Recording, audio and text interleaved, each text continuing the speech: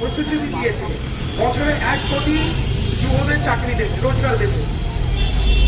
আমি প্রশ্ন করতে চাইছি, ভারতবর্ষে কেন আপনার মোদী কেন্দ্র সরকার যুবদের কংগ্রেস চিনা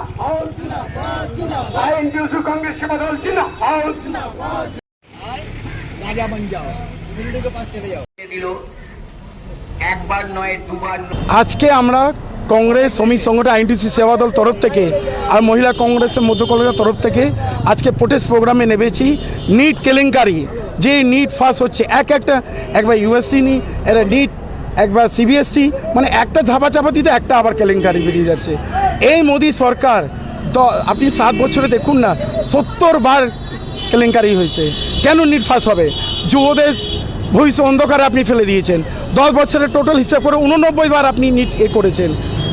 আপনি ঘুরছেন বিদেশে, মেলোডি খাওয়াচ্ছেন, বলে দিচ্ছেন গরমে কি খেয়ে সুস্থ থাকতে হবে।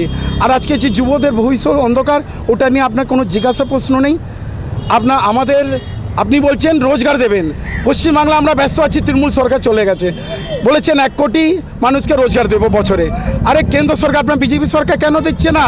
কোটি কোটি বলে প্রস্তুতি, ওনার ধাপ্পাবাজি আমরা বুঝে গেছি, এই নিয়ে চলবে না। উনি রাহুল গান্ধী যে হিসাবে আন্দোলন করছেন, মানুষের সাড়া পাওয়া যাচ্ছে, মানুষ ওনার জুমলাবাজি বুঝে গেছে মোদী সরকারে। উনি খুব শীঘ্রই 29 কি 1 বছরের মধ্যে আমাদের রাহুল গান্ধী বলছে উনি আর প্রধানমন্ত্রী থাকছেন না। এই জন্য আমরা আজকে রাস্তা অবরোধ করছি। আমরা ওনার খুশপুতিকা জ্বালাবো, ধর্মের প্রধানে রেজিগনেশন নিয়ে আজকে আমরা প্রোটেস্ট করছি। আজকে দেখেছেন দিল্লিতে যন্তর মন্তরও আজকে লক্ষ লক্ষ যুবরা ওনার রেজিগনেশন চাইছেন। কেন কি মোদী সরকার কি করছেন?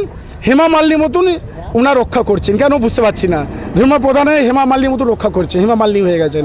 আমি বুঝতে পারছি ওনার সাথে কী আতা আছে কি জানি না। উনি বলছেন তেল বাঁচাও, তেল খরচা করতে হবে না, আপনি ঘুরবেন না, সোনা কিনবেন না, খাবেন না, কিন্তু উনি মেলোডি খাচ্ছেন, ঘুরছেন, সব ঠিক আছে। এই দেশের প্রধানমন্ত্রী, আপনি দেখুন এই রাজ্যের স্বাস্থ্যতা কোথায় চলে গেছে।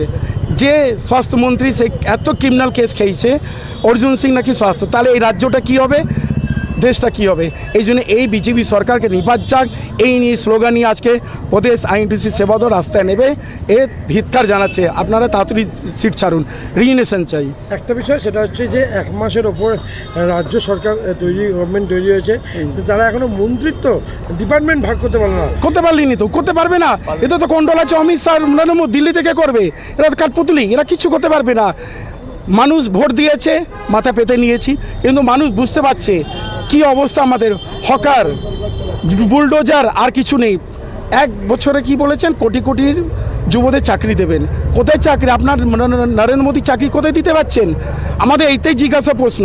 এত নিট কেলেঙ্কারি, এই যে যুবদের আজকে নিট পরীক্ষা দিতে পারছে না, ওদের ভবিষ্যতে কোথায় চলে গেল? অন্ধকার করে চলে গেল।